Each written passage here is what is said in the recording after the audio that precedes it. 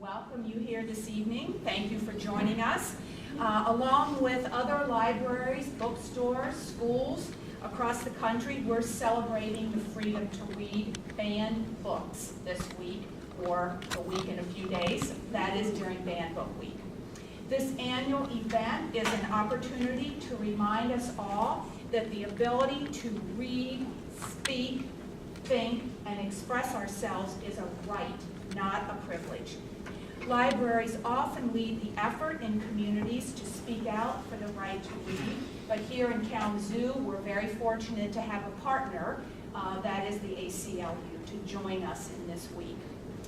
The American Library Association reports that there were 464 reports of book censorship last year, 2012. Those most often banned or challenged include Captain Underpants, the children's series, 50 Shades of Grey, not a surprise, The Kite Runner, and Toni Morrison's Beloved. Tonight we'll hear readings from some of those books as well as some other books. KPL, like all libraries, has a materials selection policy that guides our collection development. Basic to our policy is the Library Bill of Rights, the Freedom to Read statement, and the Freedom to View statement. The primary objective of our selection is to provide access to materials of contemporary significance and permanent value. However, we do, of course, also buy materials for entertainment. We attend to the community's present and future needs as we add materials to enrich the collections and maintain an overall balance. Again, like all public libraries, we also have a process entitled Citizens Request for Reconsideration of Library Material. On average, we receive here about one per year. We take such requests very seriously, and we use it as an occasion to reread the reviews of the item, to reconsider its place in our collection and its suitability for the intended age group. Our staff considers these requests carefully, and we respond thoughtfully to the library user, often citing the Library Bill of Rights. Kalamazoo is a community of many viewpoints, political persuasions, and religious affiliations. But we are also a community that appreciates the right to decide for ourselves what we want to read. Again, thank you for coming tonight. I'm pleased that it's an important enough topic for you to join us. I'll now turn it over to Eric Potts from the local chapter of the American Civil Liberties Union to introduce tonight's program.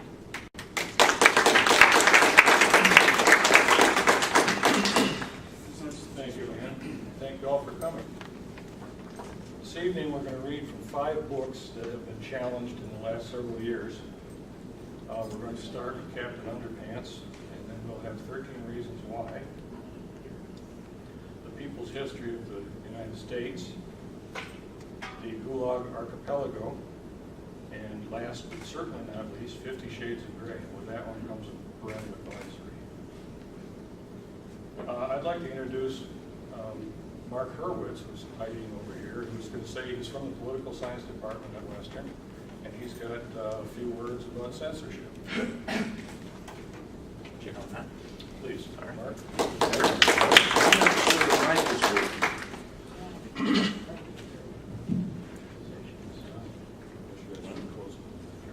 I'll speak louder. Okay, thank you, Eric, and thanks for inviting me and for allowing me a few minutes to talk about a very important issue. The fact is, censorship of books happens. Right? It happens. It happens all over the place. But why should we care? I mean, we're not Nazi Germany or the former Soviet Union, where we actually have specific the bonfires and banning and burning books and things like that. Why should we care about this? Well, we care because reading and the availability of having information is incredibly important.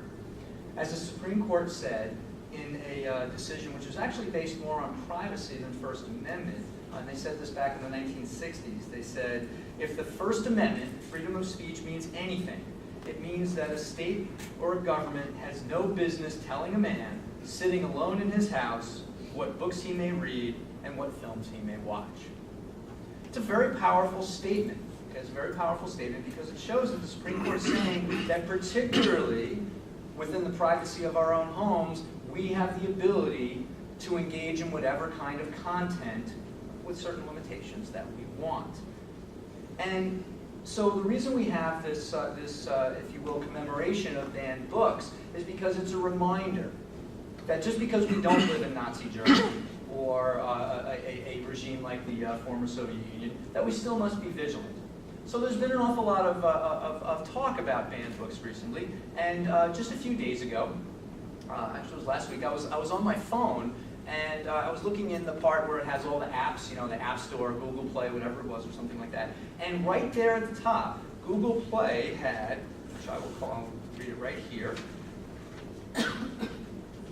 20 banned books.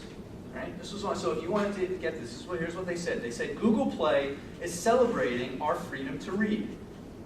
During Banned Books Week, we're offering 20 of the most widely challenged books for only $5 each. Be a part of the larger conversation by joining the Read Banned Books community. For $5, of course. But that's not the point. The point is they were actually saying, here are books that are regularly challenged. They listed 20. I'm going to just mention about half of that. Some of these are books that we all know and have heard of for a long time and have been around, and these are consistently the books that are banned over and over again.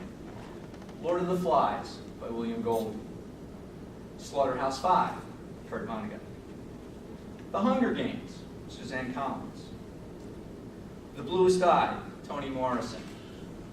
Morrison was mentioned earlier. She gets banned quite a bit. Fear of Flying, Erica Young. Forever by Judy Blume. The Call of the Wild, Jack London. For Whom the Bell Tolls, Ernest Hemingway. Looking for Alaska, John Green. And then the two that I found most particularly impressive that were on this list because they're just challenged all the time. Fahrenheit 451 by Ray Bradbury. I mean, think of the irony of that. This is a book that is consistently challenged, and the book is about banning books. It's just, I can't think of a higher irony on that. And the last one I mentioned is a book that we've all met, it's already been mentioned up here, and it's Dave Pilkey's The Adventures of Captain Underpants. And the reason that I mentioned Captain Underpants is twofold. First, in the year 2012, just last year, the Captain Underpants books was the most widely challenged and banned books in the United States. Really? Right? Nothing was challenged or tried to be banned more than Captain Underpants. I am very much looking forward to our rendition of hearing Captain Underpants being read tonight. The other reason that I'm saying that is I know Captain Underpants very well. Right? We have all of the Captain Underpants books at home. I think one of my favorite parts of when my kids were at a younger age was when it came to reading at bedtime, and we read every night. And the perennial favorite of not just my boys, but my daughter as well, was Captain Underpants. And it boggles my mind that this is a book that is just challenged and banned time after time after time. I think what this does is it shows that no genre or no kind of book, old, young, recent, traditional, whatever it is, any book can be banned or challenged, and we need to be vigilant about that. This doesn't just happen elsewhere. Towns in Michigan that have banned books in the or attempted to at least challenge books in the last bunch of years. Battle Creek, Berrien, Midland, Grand Blanc, Rochester, Howe, Saginaw, Three Rivers, and others. This is happening at home. This is not just somewhere else. Authors that are often challenged, beyond the ones that I mentioned before, those books that were on the Google list. John Steinbeck. Toni Morrison's a perennial favorite on this one. Judy Blume as well. Stephen King. J.K. Rowling. I know this firsthand. Some of you may have heard me tell this story before, but I want to tell a story about when I was a teenager. Growing up, there was my hometown had got a ton of notoriety and publicity because the school board decided during a meeting that they were going to go in and take out a whole bunch of books from the high school library. Okay. Slaughterhouse-Five, Black Boy, all sorts of books that are basically perennial favorites that are on high school reading lists all over the place, and they said no more. Right? And this got a tremendous amount of publicity. Right? I knew about it firsthand because it turns out that one of the members of the school board was my swim coach. So at our end of the year swim party, I had a debate/argument with my swim coach. I'm 15 years old. Here's this adult who's a respected member of the school board, and we had a debate about the meaning of the First Amendment and whether or not the school district should be able to basically ban these types of books. And his perspective was that he read these books and felt that they were inappropriate for high school kids and younger, and so therefore he decided that this was a good thing for the community. And I said, I disagreed vehemently with that position. I just said, it's just bizarre. I said, these are books that any high school kid can read, and if they can't, maybe they can challenge themselves. It's a part of freedom of expression. There was no reason to ban that. So I disagreed vehemently with his perspective in banning them. But then he told me something that absolutely boggled my mind. He said, I read the books, but I can't say the same for my colleagues on the school board. He goes, at least I read them. I think I'm the only one on the board who have actually read these books and made an educated decision to ban these books. The other people just got caught up in the hoopla and said, we're going to ban them anyway. And that's what happens quite a bit. You get these charges, and all of a sudden someone says, I don't want that, that's not the way it's supposed to be. The point is, if it's a book for kids, it's parents who should be making that decision, not school districts. Parents. If it's your own, if you're an adult, you're the one who should be making this judgment, this decision, not the government. And that's what's going on here. Again, why do we care? Well, if we remove a book from a library, what it does is it means that we don't have access to that book. That hurts both the author in terms of trying to express and disseminate their information, but it also hurts us because we do not have the ability to receive that information. It doesn't mean we have to agree with the information in the book. It just means that we have the ability to receive that. Oftentimes when censorship happens, people are saying, well, we only want good speech to be fortified. We want to protect everyone from that bad kind of speech. But the point of the First Amendment is not to protect any particular kind of speech. It's supposed to protect speech in general. Simply put, it's very easy to believe in the First Amendment and protect speech when we agree with that speech. When we think we like that speech, it's easy to say, yes, I agree with that. I'm a First Amendment buff. The hard part is, what about speech with which you disagree? What about speech that not only you disagree with, but you hate, that you think is vile, that you think is really, really not a good message? If you truly believe in the First Amendment and freedom of speech and expression, you need to support that as well. We need to respect the right and protect the right to both express and receive information. Groups like the ACLU, library associations, both local and national, bookstores, whatever left of them, and all sorts of other places that even Google Play, that support these rights and say these are the things we need to do because we have an individual right to make these decisions, not the government. They're tremendously important. And that's why events like celebrating Banned Books Week, we're not celebrating the fact that books have been banned. We are acknowledging the fact that we always must be vigilant to make sure that we have the right to be able to express and receive this information. Thank you very much.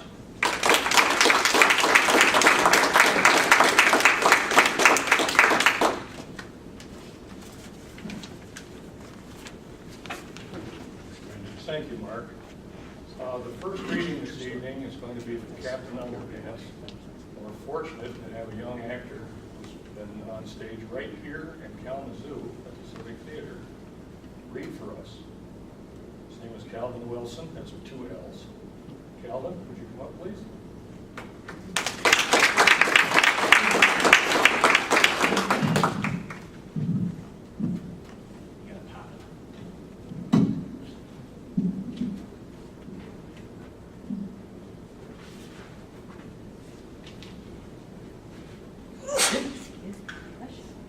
Mr. Krupp escorted the boys into his office and slammed the door.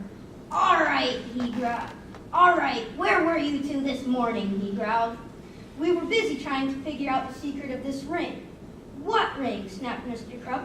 George held up his hand and showed the ring to Principal Krupp.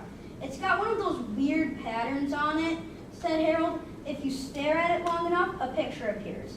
"Well, hold it still," snarled Mr. Krupp. "I can't see the darn thing." "I have to move it back and forth," said George, "or else it won't work." Mr. Krupp's eyes followed the ring, back and forth, back and forth, back and forth. "You have to stare deeper into the ring," said Harold. "Deeper, deeper, deeper, deeper." "You are getting sleepy," said George. "Very sleepy." Mr. Krupp's eyelids began to droop. "I'm so sleepy," he mumbled. After a few minutes, Mr. Krupp's eyes were closed tight. "You are under our spell," said George. "When I snap my fingers, you will obey our every command." "Snap." "I will obey," mumbled Mr. Krupp.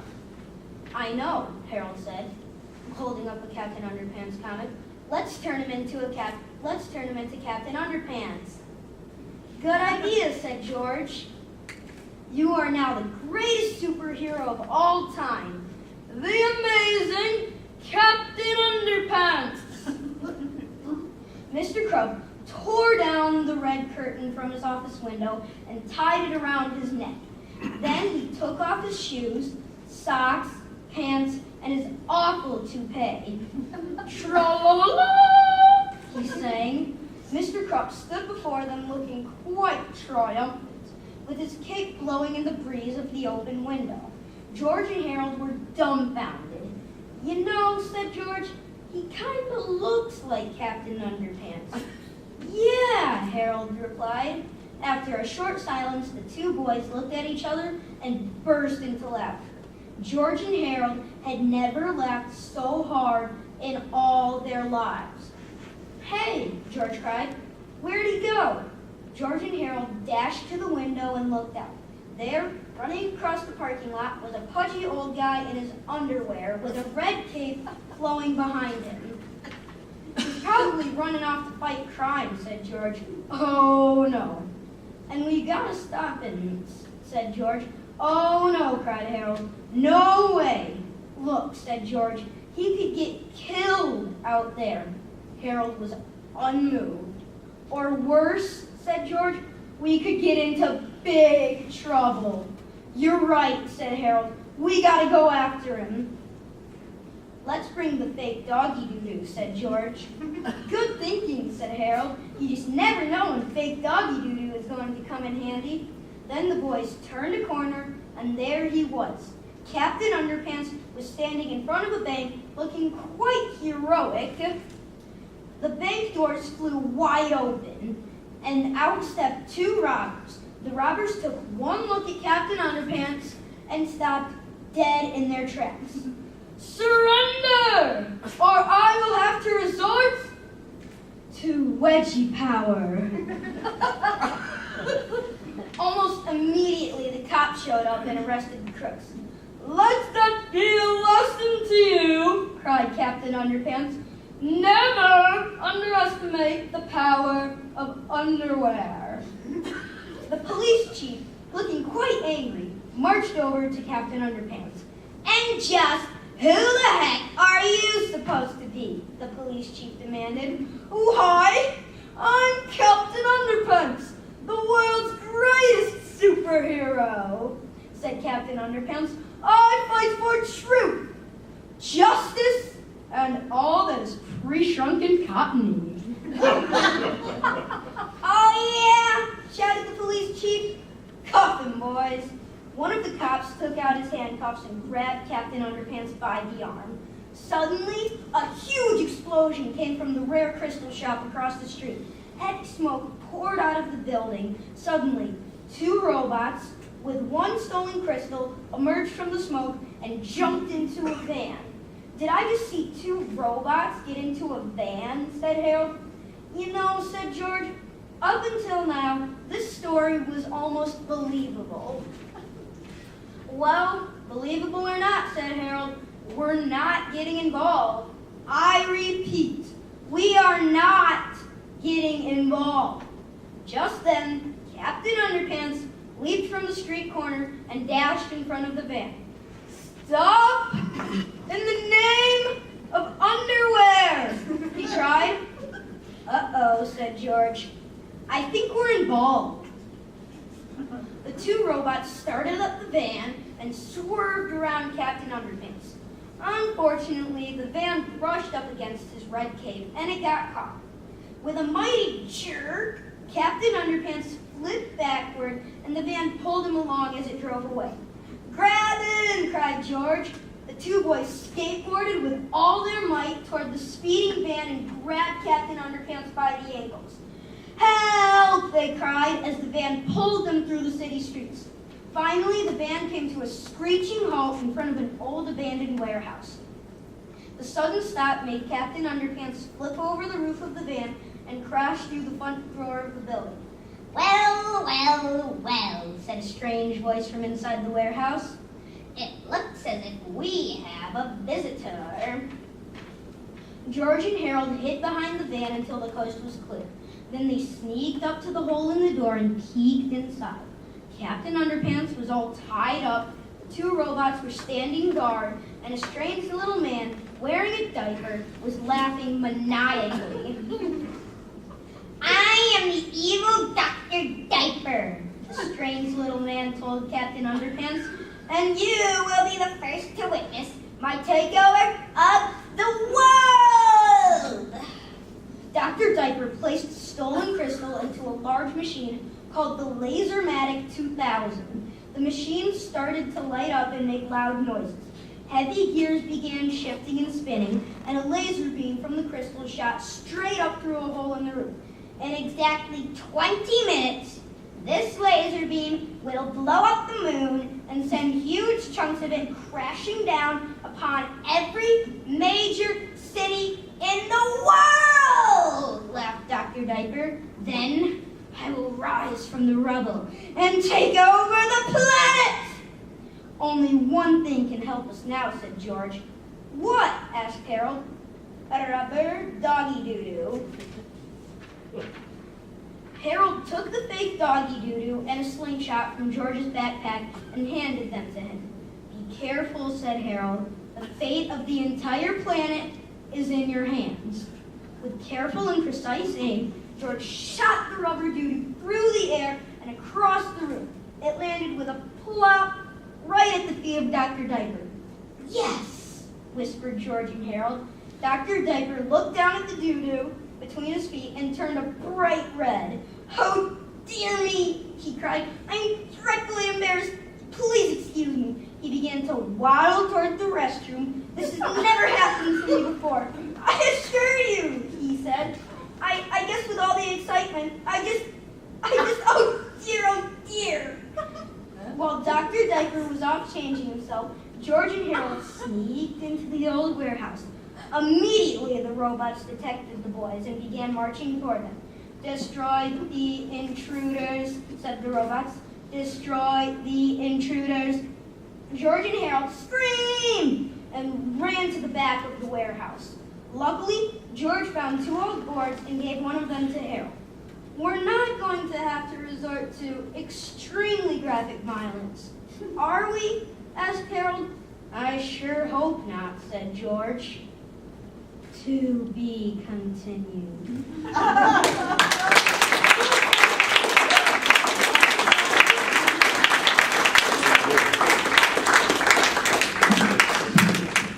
That's going to be a tough act to follow. Yeah.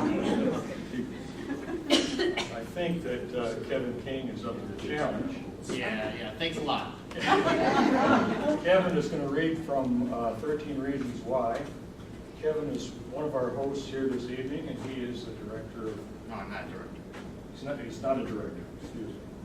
I just work at the library. He's just a guy that hangs around the library. Yes. Thank you. So, I get to read about suicide after that, so thank you very much. So, one of the things that I wanted to point out, though, is that a lot of books every year are challenged, and not every book is banned. And it's something to point out that there are many more challenges than books that are banned. And the difference are, challenges are, hey, you shouldn't have that book there, you shouldn't have the book in the library. Someone's challenged the book. Banning is someone actually removing the book from the library under that challenge. And statistics are that there's way more challenges, 3-4 times more challenges than there are actually bannings. So I just want to make that point clear tonight before I read. So I'm reading from a book called 13 Reasons Why by J. Asher. It is a novel from 2007. It's one of those classic slow burn novels. It wasn't popular at first. It took about 6 months to make the New York Times bestseller list, and then it spent the next year and a half on the bestseller list. It is a novel. It's a unique novel because it's told in 2 different voices. Hannah Baker is dead. She's killed herself. We know that right off the bat. Clay Jensen receives a package with 13 cassette tapes in it.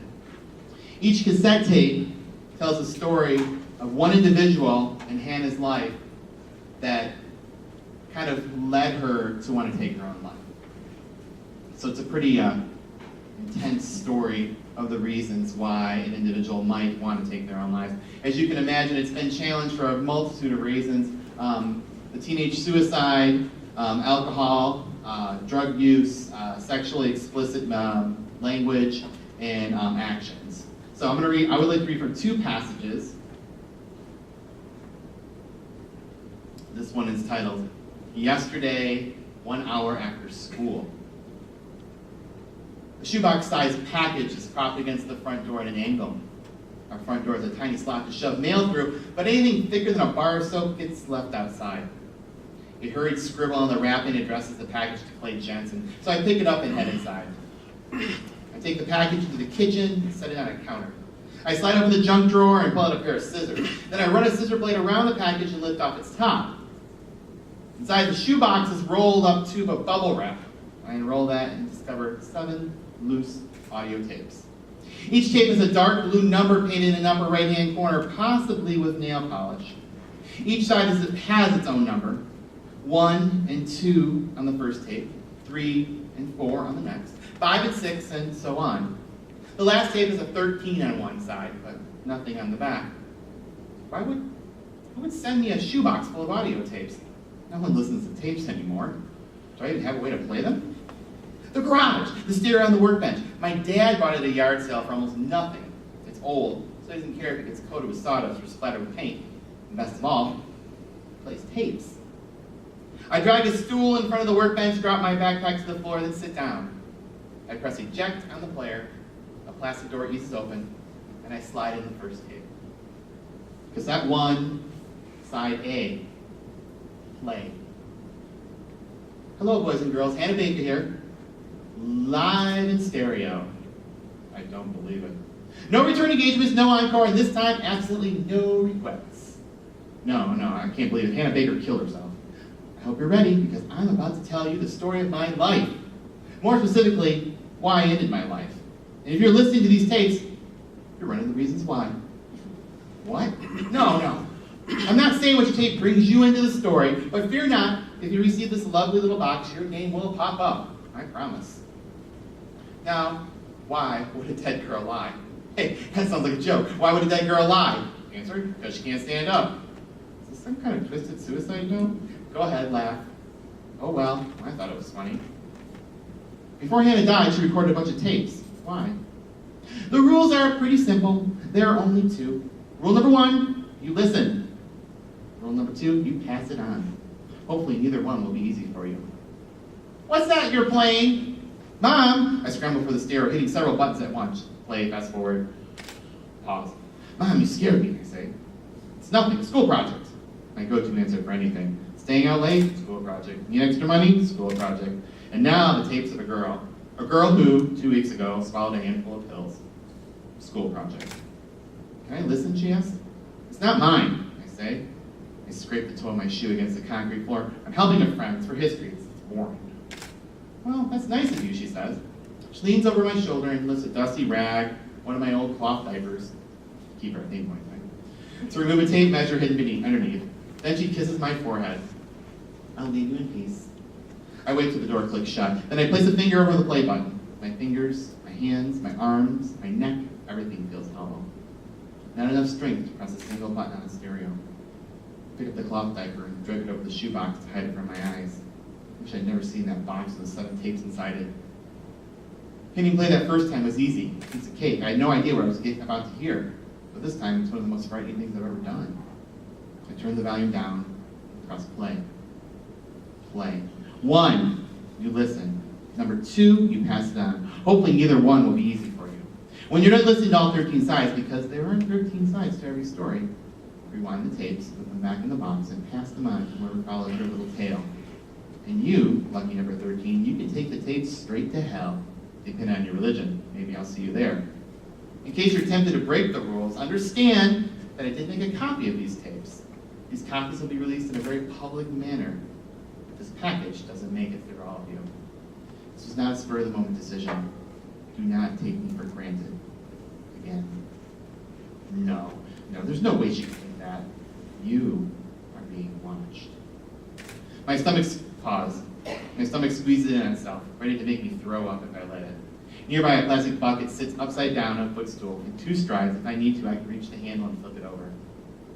I hardly knew Hannah Baker. I wanted to. I wanted to know her more than I had a chance. Over the summer, we worked together at the movie theater, and not long ago, at a party, we made out. But we never had the chance to get closer. And not once did I take her for granted. Not once. These tapes shouldn't be here, not with me. It must be a mistake. Or a terrible joke. I pulled the trash can across the floor. Although I checked it once already, I checked the wrapping again. A return address has got to be here somewhere. Me, I'm just overlooking it. Hannah Baker's suicide tapes are getting passed around. Someone made a copy and sent them to me as a joke. Tomorrow at school, someone will laugh when they see me. Or they'll smirk and look away, and then I'll know. And then, what will I do then? I don't know. Let's skip ahead here to cassette number 6. Side B. Play. Just 2 more to go. Don't give up on me now. I'm sorry, I guess it's an odd thing to say, because isn't that what I'm doing? Giving up? Yes, as a matter of fact, I am. That, more than anything else, is what this all comes down to. Me giving up on me. No matter what I've said so far, no matter who I've spoken of, it all comes back to, it all ends with me. Her voice sounds calm, content with what she's saying. Before that party, I thought about giving up so many times. I don't know, maybe some people are just preconditioned to think about it more than others, because every time something bad happened, I thought about it. Okay, I'll say it, I thought about suicide. The anger, the blame, it's all gone. Her mind's made up. The word is not a struggle for her anymore. After everything I've talked about in these tapes, everything that occurred, I thought about suicide. Usually it was just a passing thought. I wish I would die. I've thought about those words many times, but it's a hard thing to say out loud. It's even scarier to feel you might mean it. But sometimes I looked things further and wondered how I would do it. I would tuck myself into bed and wonder if there was anything in the house I could use. A gun? No, we never owned one. I wouldn't know where to get one. What about hanging? Well, what would I use? Where would I do it? And if I knew what and where, I could never get beyond the visual of someone finding me swinging inches from the floor. I couldn't do that to Mom and Dad. So how did they find you? I've heard so many rumors. It became a sick sort of game imagining ways to kill myself. And there are some pretty weird and creative ways. You took pills! That we know! Something you passed down, drawn in a bathtub full of water. Came down 2 lines of thinking. If I wanted people to think it was an accident, I drive my car off the road. Someplace where there's no chance of survival, and there are so many places to do that on the outskirts of town. I've probably driven by each of them a dozen times in the past couple of weeks. Others say you drew the bathwater, but fell asleep on your bed while it was filling. Your mom and dad came home, found the bathroom flooded, called your name, but there was no answer. there are these tapes. Can I trust the 12 of you to keep a secret? To not let my parents find out what really happened? Will you let them believe it was an accident? That's where the story is going around. She pauses. I don't know. I'm not sure. She thinks we might tell. She thinks we'll wake up and walk up to our friends and say, do you want to know a horrible secret? So I've said it in the least painful way possible. Pills. My stomach pulls in, wanting to rid my body of everything. Food, thoughts, emotions. But what kind of pills? And how many? I'm not sure, and I don't have much time to figure it out because tomorrow, I'm going to do it. Wow.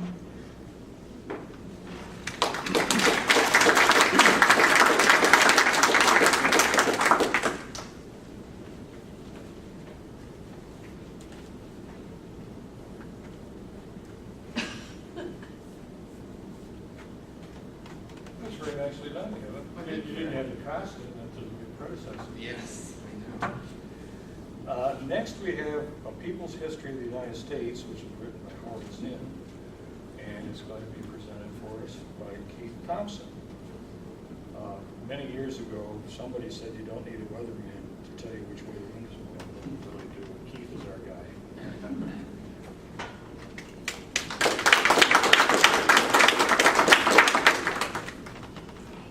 Thank you very much, and thanks for the opportunity as well to be here to participate in this. I'm trying to keep this a little bit higher. While I do this, I have to tell you this. I bit my tongue earlier today, really bad. So if I sound like I'm not enunciating my words or I'm talking slow, honestly, I'm sober and everything's fine. But even at work, they cut my time a little bit because I was like, it truly hurts to talk, and what a day to have bitten my tongue when I'm here. I don't think there's any meaning to that. So I'll be reading from A People's History of the United States by Howard Zinn.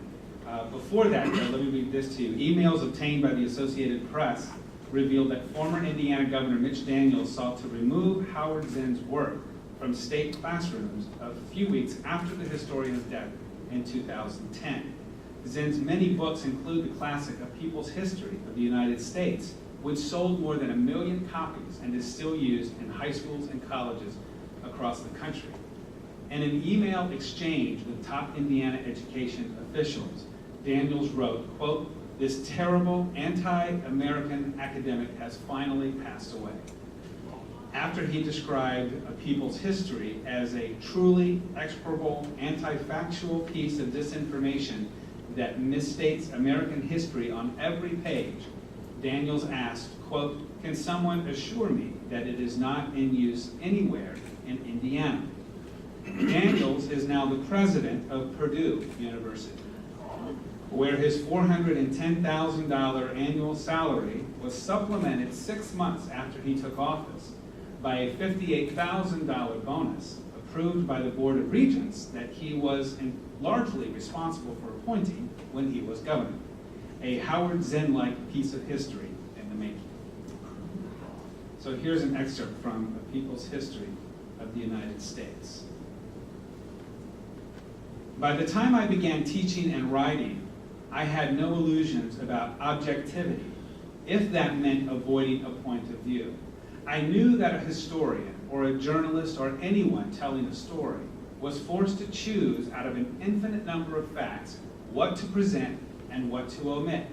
And that decision inevitably would reflect, whether consciously or not, the interests of the historian. There is no such thing as a pure fact, innocent of interpretation. Behind every fact presented to the world by a teacher, by a writer, anyone, is a judgment. The judgment that has been made is that this fact is important and other facts, omitted, are not important. There were themes of profound importance to me, which I found missing in the orthodox histories that dominated American culture. The consequence of those omissions has been not simply to give a distorted view of the past, but more important, to mislead us all about the present. For instance, there is the issue of class. It is pretended that, as in the preamble to the Constitution, it is we the people who wrote that document, rather than 55 privileged white males whose class interest required a strong central government. That use of government for class purposes to serve the needs of the wealthy and powerful has continued throughout American history, down to the present day. It is disguised by language that suggests that all of us, rich and poor and middle class, have a common interest.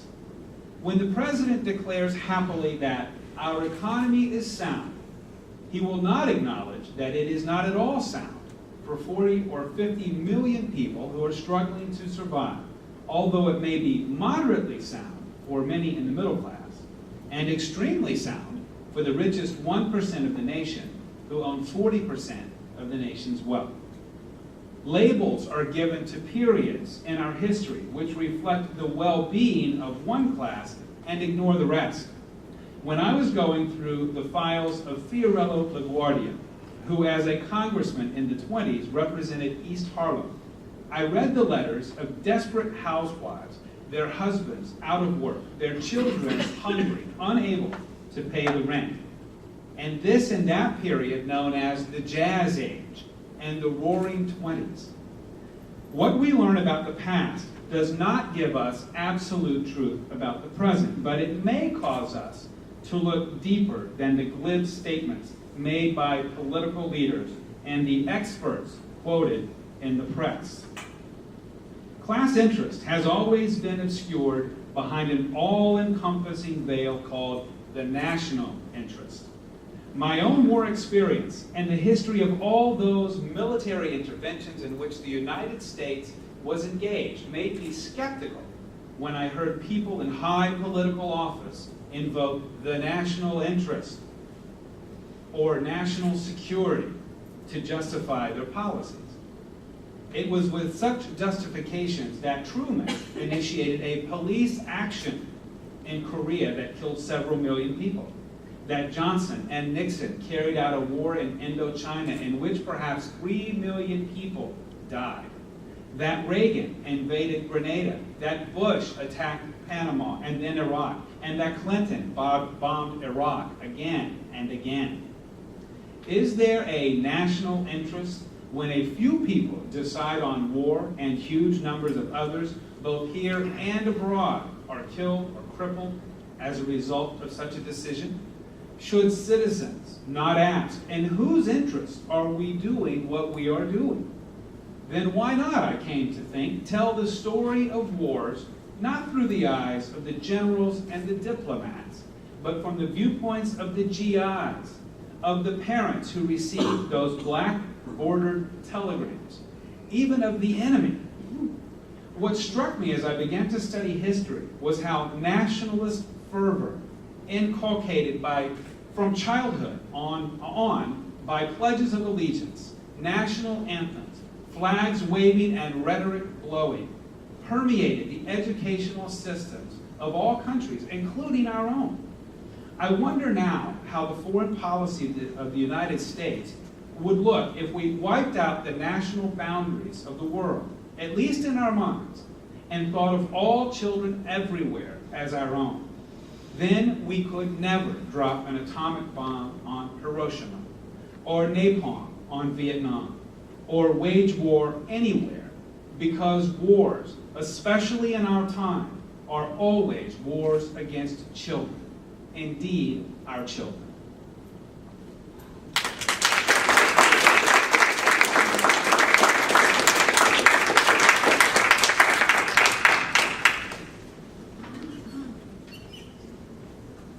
Thank you, Keith.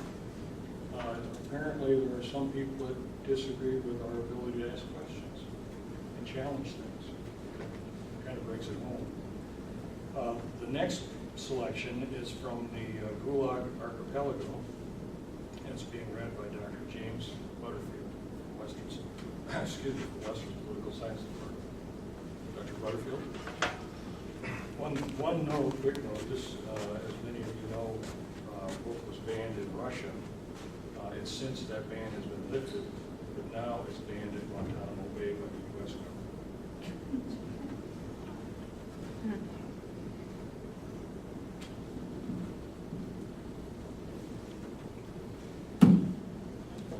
Got a good volume here, so I'm going to use the podium Well, you've already heard the great irony of this. A book that we celebrated 4 decades ago for having been banned by the Soviets has now been banned by the American military. When I was invited to read this piece, I wondered why. I had not looked it up. I'd only seen the headlines and briefly read the articles that came across my field of vision. And I thought maybe I should look up and see why it was banned in Guantanamo. And then I decided not to. I decided to read through parts of the Gulag again and see if I could figure it out by trying to get in the mindset of a military censor, which is a scary thing. And the 2 passages I'm going to read you reflect what I surmise might have been part of the reason why this book was banned. The Gulag Archipelago is maybe not Solzhenitsyn's best work. He was principally a novelist, and he won the Nobel Prize for his several of his novels, well, one in particular, but he was an excellent novelist. Fortunately, he won it before this book appeared, because that's probably why he didn't himself end up in the camps, and instead was exiled, left the country, and spent over 2 decades in the northern forest of Vermont, because it reminded him of his beloved Russia, and then finally returned to spend out his last years in post-communist Russia. Gulag is the Russian acronym for the State Administration of Labor Camps, and archipelago is how Solzhenitsyn chose to describe it. A whole system of camps and prisons spread across the 13 time zones of the Soviet Union, usually beyond the field of vision of most people. It was published in 1974, and as it was about to be published, and the authorities found out about it, that is when he was exiled. The first passage comes from the first chapter, opening lines, called Arrest. How do people get to this clandestine archipelago? Hour by hour, planes fly there, ships steer their course there, and trains thunder off to it, but all with nary a mark on them to tell of their destination. And at ticket windows or travel bureaus for Soviet or foreign tourists, the employees would be astounded if you were to ask for a ticket to go there. They know nothing, and they've never heard of the archipelago as a whole or any one of its innumerable islands. Those who go to the archipelago to administer it get there via the training schools of the Ministry of Internal Affairs. Those who go there to be guards are conscripted via the military conscription centers. And those who, like you and me, dear reader, go there to die, must get there solely and compulsorily by arrest. Arrest. Need it be said that it is a breaking point in your life, a bolt of lightning which has scored a direct hit on you? That it is an unassimilable spiritual earthquake not every person can cope with, as a result of which people slip into insanity? The universe has as many different centers as there are living beings in it. Each of us is a center of the universe. And that universe is shattered when they hiss at you. You are under arrest.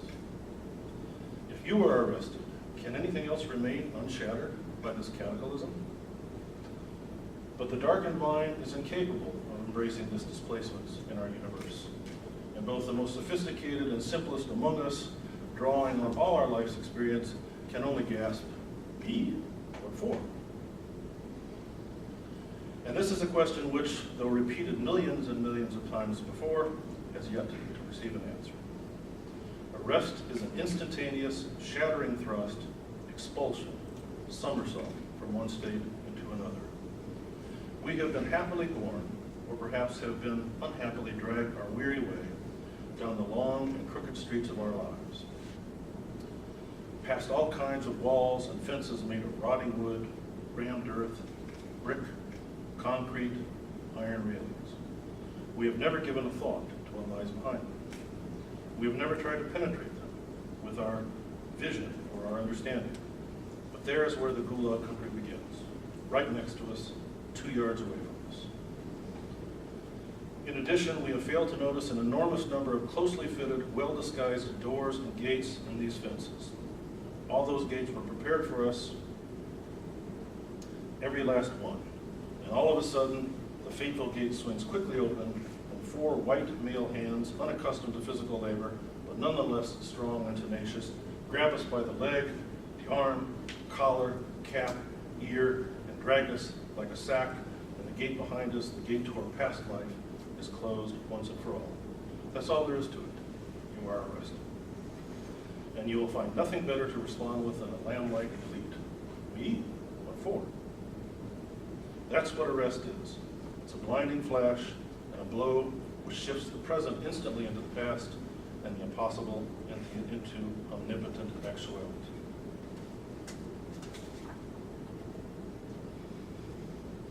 Almost anything can occupy the thoughts of a person who has just been arrested. This alone would fill volumes. There can be feelings which we never suspected. When 19-year-old Yevgeny Derienko was arrested in 1921, and 3 young Chekists, that is KGB agents were called at the time, were poking about her bed and through her underwear in a chest of drawers. She was not disturbed. There was nothing there, and they would find nothing. But all of a sudden, they touched her personal diary, which she would not have shown even to her own mother. And these hostile young strangers reading the words she had written was more devastating to her than the whole of the central prison with its bars and its cellars.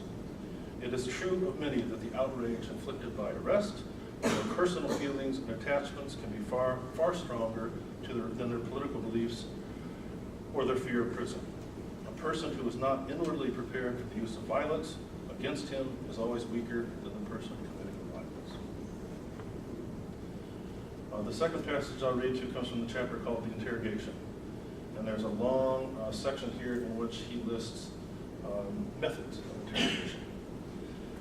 Let us try to list some of the simplest methods which break the will and the character of the prisoner without leaving marks on his body.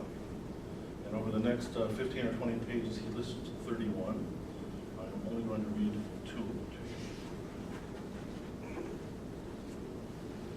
you. Number 19. And then there is the method of simply compelling a prisoner to stand there.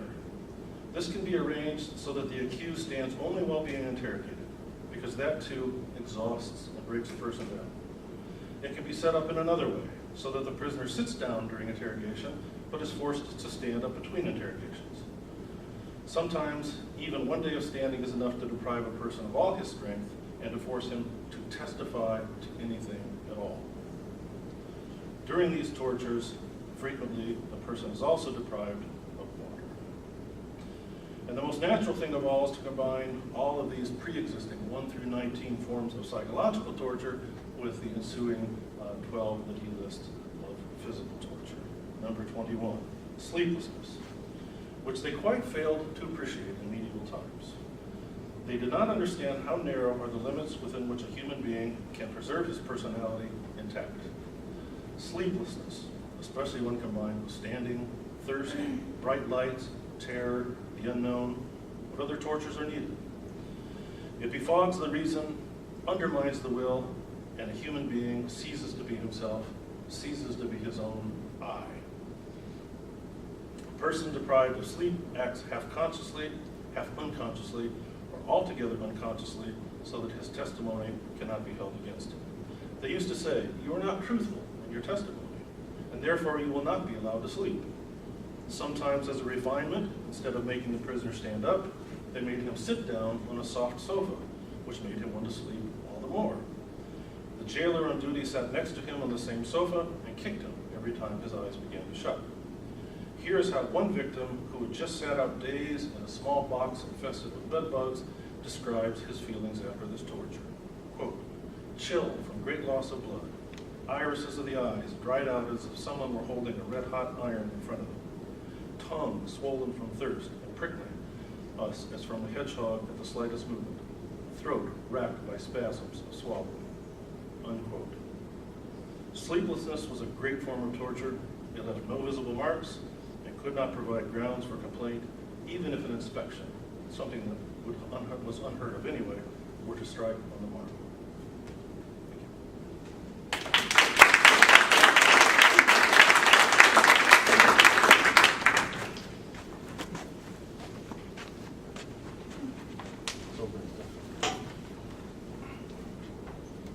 Thank you, Jim.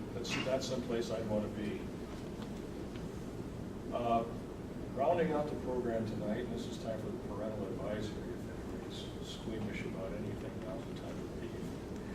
We have 50 Shades of Grey, passage being read for us by Gwyneth Fenn, who is a local actress and involved with the Civic Theater and All Ears Theater. And she's going to read from 50 Shades of Grey for us.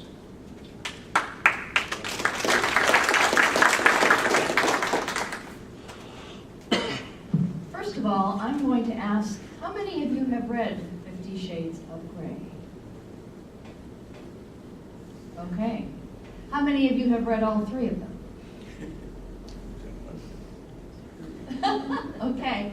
I did not prepare a prologue for this. I didn't know we needed to. So I'm just going to kind of wing it here before I start. The author, E.L. James, is a British housewife.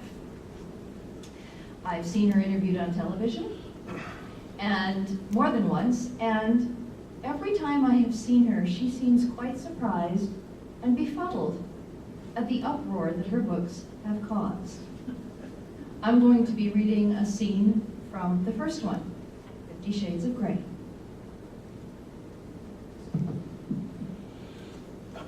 My heart starts pounding. This is it. I'm really going to do this. My inner goddess is spinning like a world-class ballerina, pirouette after pirouette. He opens the door to his playroom, standing back for me to walk through, and I am once more in the red room of pain. It's the same. The smell of leather, citrus-scented polish, and dark wood, all very sensual. My blood is running heated and scared through my system, adrenaline mixed with lust and longing. It's a heady, potent cocktail. Christian's stance has changed completely, subtly altered, harder and meaner. He gazes down at me. His eyes are heated, lustful, hypnotic. When you are in here, you are completely mine, he breathes, each word slow and measured. To do with as I see fit. Do you understand? His gaze is so intense. I nod, my mouth dry, my heart feeling as if it will jump out of my chest. Take your shoes off, he says softly. I swallow, and rather clumsily I take them off. He bends and picks them up and deposits them beside the door. Good. Don't hesitate when I ask you to do something. Now, I'm going to peel you out of this dress, something I've wanted to do for a few days, as I recall. I want you to be comfortable with your body, Anastasia. You have a beautiful body, and I like to look at it. It is a joy to behold. In fact, I could gaze at you all day. And I want you unembarrassed and unashamed of your nakedness. Do you understand? Yes. Yes, what? He leans over me, glaring. Yes, sir. Do you mean that? He snaps. Yes, sir. Good. Lift up your arms over your head. I do as he instructed, and he reaches down and grabs the hem.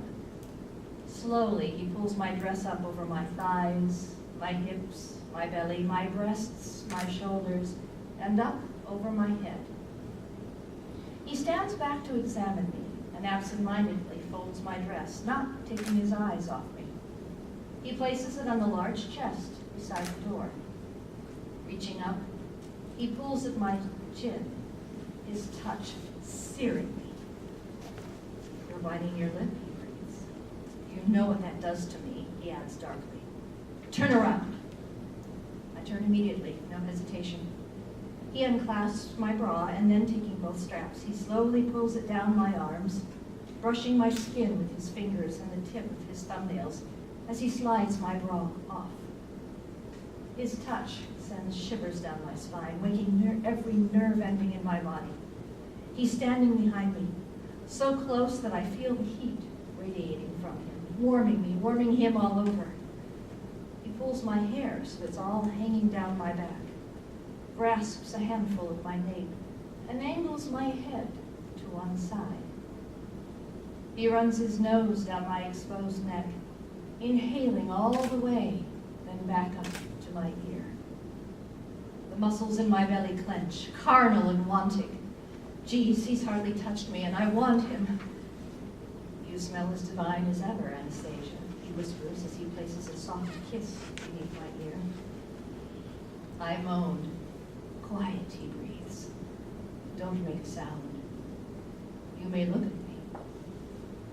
I peek up at him, and he's staring at me intensely, assessing, but his eyes soften. He's taken off his shirt. Oh, my. I want to touch him. The top button of his jeans is undone. I'm going to chain you now, Anastasia. Give me your right hand. I give him my hand. He turns it, palm up, and before I know it, he swats the center with a riding crop I hadn't noticed in his right hand. It happens so quickly that the surprise hardly registers. Even more astonishing, it doesn't hurt. Well, not much, just a slight ringing sting. How does that feel, he asks. I blink at him, confused. Answer me. Okay, I frown. Don't frown. I blink and I try for impassive. I succeed. Did that hurt? No. This is not going to hurt. Do you understand? Yes. My voice is uncertain. Is it really not going to hurt? I mean it, he says. Jeez, my breathing is so shallow. Does he know what I'm thinking? He shows me the crop. It's brown plated leather. My eyes jerk up to meet his, and they're alight with fire and a trace of amusement. We aim to please, Miss Steele, he murmurs. Come. He takes my elbow and moves me to beneath the grid. He reaches up and takes down some shackles, black leather cuffs. This grid is designed so the shackles move across the grid. I glance up. Holy shit. It's like a subway map. We're going to start here, but I want to fuck you standing up. So we'll end up by the wall over there. He points with the riding crop to where the large wooden X is on the wall. Put your hands above your head. I oblige immediately, feeling like I'm exiting my body, a casual observer of events as they unfold around me. This is beyond fascinating, beyond erotic. It's singularly the most exciting and scary thing I have ever done. I'm entrusting myself to a beautiful man who, by his own admission, is 50 shades of fucked up. I suppress the brief thrill of fear. He stands very close as he fastens the cuffs. I'm staring at his chest. His proximity is heavenly. He smells of body wash and Christian, an inebriating mix, and that drags me back into the now. I want to run my nose and tongue through that smattering of chest hair. I could just lean forward. He steps back and gazes at me, his expression hooded, salacious, carnal, and I am helpless, my hands tied. But just looking at his lovely face, reading his need and longing for me, I can feel the dampness between my legs. He walks slowly around me. You look mighty fine, trussed up like this, Miss Steele, and your smart mouth quiet for now. I like that. He walks around me again, trailing the crop around the middle of my body. On his second circuit, he suddenly flicks the crop, and it hits me underneath my behind, against my sex. I cry out in surprise as all my nerve endings stand to attention. I pull against the restraints. The shock runs through me, and it's the sweetest, strangest, hedonistic feeling. Quiet, he whispers as he walks around me again, the crop slightly higher around the middle of my body. This time, when he flicks it against me in the same place, I am anticipating it. My body convulses at the sweet, stinging bite. As he makes his way around me, he flicks again, this time hitting my nipple, and I throw my head back as my nerve endings sing. He hits the other. A brief, swift, sweet chastisement. My nipples harden and elongate from the assault, and I moan loudly, pulling on my leather cuffs. Does that feel good? He breathes. Yes. He hits me again across the buttocks. The crop stings this time. Guess what? Yes, sir, I whimper. He comes to a stop, but I can no longer see him. My eyes are closed as I try to absorb the myriad sensations coursing through my body. Very slowly, he rains small, biting licks of the crop down my belly, heading south.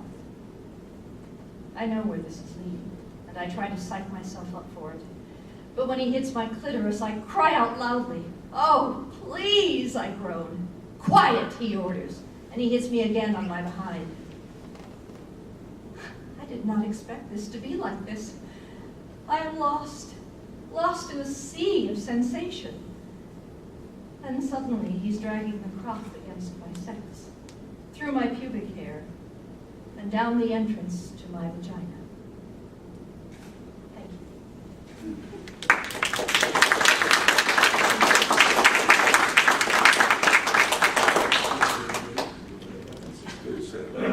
That was a far cry from Captain Underpants. See what that leads to?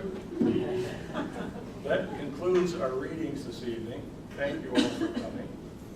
If any of you are not already members of the ACLU or have a library card, we've got a sign-up table here, and we've got information on the ACLU and some brochures for joining. So thank you again, and good evening.